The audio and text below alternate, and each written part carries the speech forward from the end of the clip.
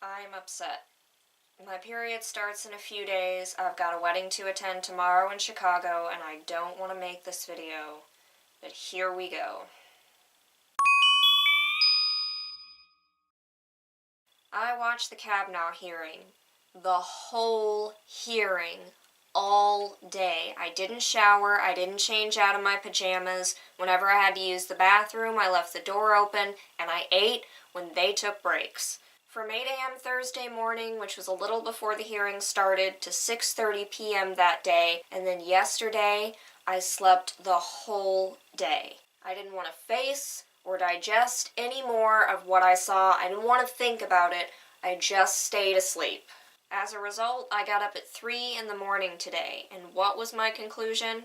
The Republican side framed this whole thing really badly. It was almost like what they wanted to show was that Ford was lying instead of just show that there was a lack of evidence to support her case. Which I think is more of what they should have focused on, because she came and she testified and her story was the same and she gave the same amount of evidence.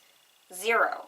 If I was going to base everything just on that and ask the question, are allegations alone enough to run a man's career? Obviously, they're not. The question of whether or not I believe her claims is irrelevant, but the line of questioning by Rachel Mitchell was kind of based on this, to poke holes in Ford's story, to poke holes in her memory and the validity of her statements. And there were some holes, but I don't see the point of this exercise. Her testimony seemed genuine, she seemed like she was in pain, she seemed like she really has suffered a trauma. I thought she was very sincere and believable, and I did feel a lot of sympathy for her. I know a lot of people on the Republican side or the conservative side want to believe that she was lying, and a lot of people did believe that she was lying. I, for my part, think that she was telling the truth and she really does believe that something happened to her, and I think something did happen to her, but I would just question her memory on it and whether or not it was really Brett Kavanaugh. Again, that doesn't really matter. Brett Kavanaugh's testimony just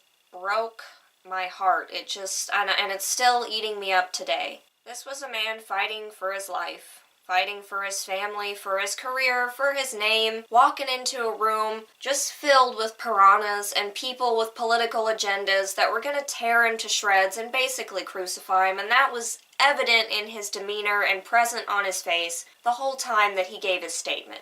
I've never seen anything like it, and I did cry because I just thought that this was so unfair the way all of this was handled. Brett Kavanaugh is not just a white male, and Christine Blasey Ford is not just a female victim. These are human beings. These are people with families and friends who were all directly affected by the way this was handled, the poor way that this was handled. Race doesn't matter. Gender doesn't matter. Their place in society doesn't matter. Of course, a day later, they were trying to pin all this stuff on Brett for being a white, privileged male, and everyone's trying to seek sympathy for her because she's a female victim. This is just a disgusting way to frame this situation. I can't think of another way to put it. Nuance and detail just seem to be lost in this whole mess.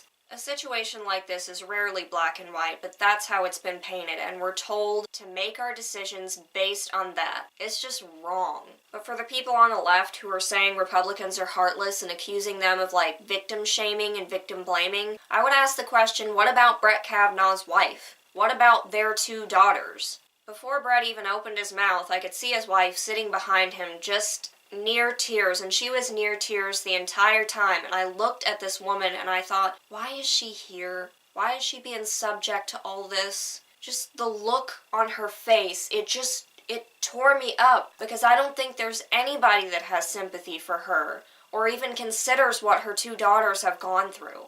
She's a woman, and I feel like she is just totally alone in all this. I'm sure she's got support from friends and family, but the media, like I said, are just piranhas. And there she was, just sitting behind her husband and couldn't do anything to help him. Couldn't get up and say anything. She was just sitting there helpless. To make this all an even bigger joke, Dianne Feinstein, the one who supposedly held the letter back and sat on it for 6 weeks, invited Alyssa Milano as her guest, the actress from Charmed, and she was sitting behind Brett Kavanaugh the entire time that he testified, for all of it. It was like, really? I mean, just what a mockery of the system.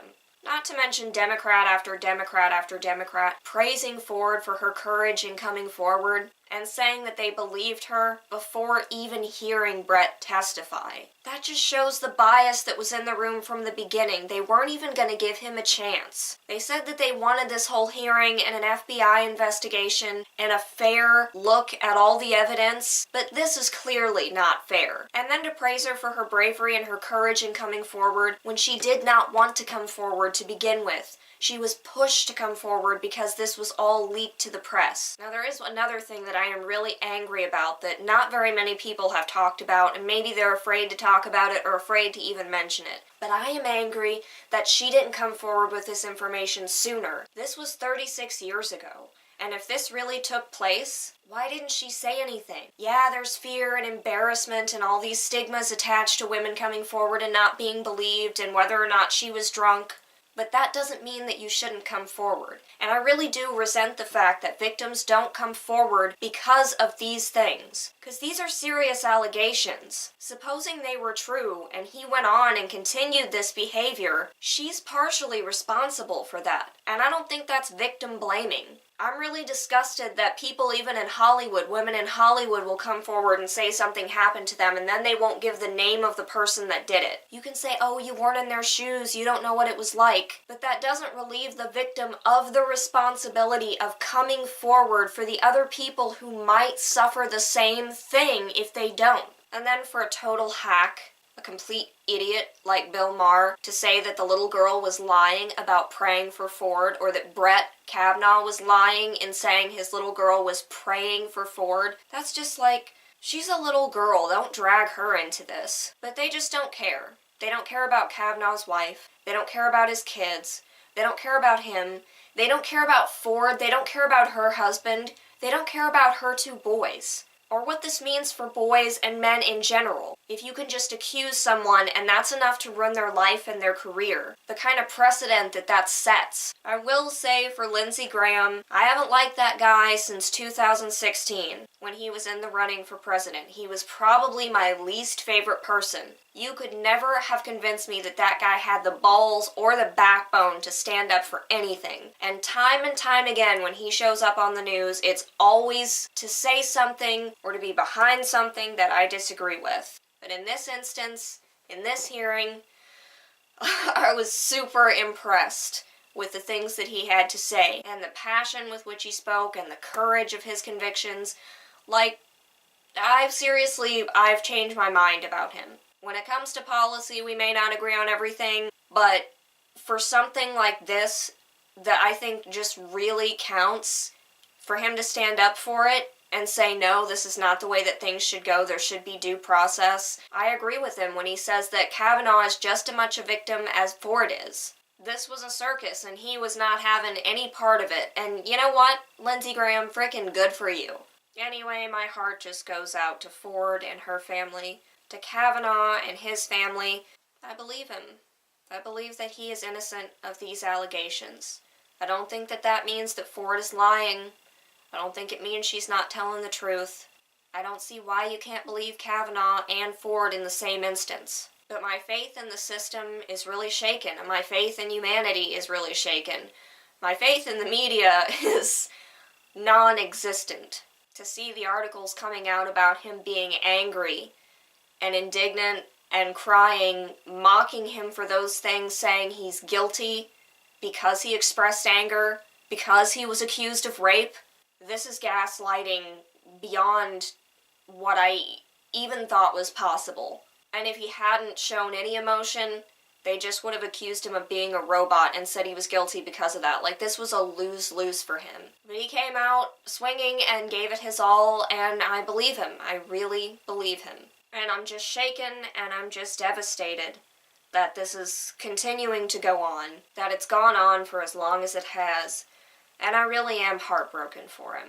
And I really am heartbroken for his wife. And I'm heartbroken for his kids. Because this is something that even if he does get the confirmation, he's never going to be able to shake off. And if he doesn't, like, God help our country. God help the people who are involved in this smear. because it is evil and despicable. The way the Democrats just chose sides from the beginning, you'd have thought that they were going to have Ford come out and sign autographs after. What a complete joke. And to play on her emotions the way that they did, to ask her how she felt to have another guy on top of her holding his hand over her mouth, like, it was just disgusting. I cannot say this enough times. It was disgusting. Anyway, I just felt convicted to say that. Convicted to make this video.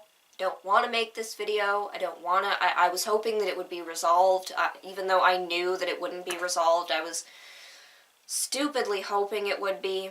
That's all for now. Thank you for listening. Comment below any thoughts that you have.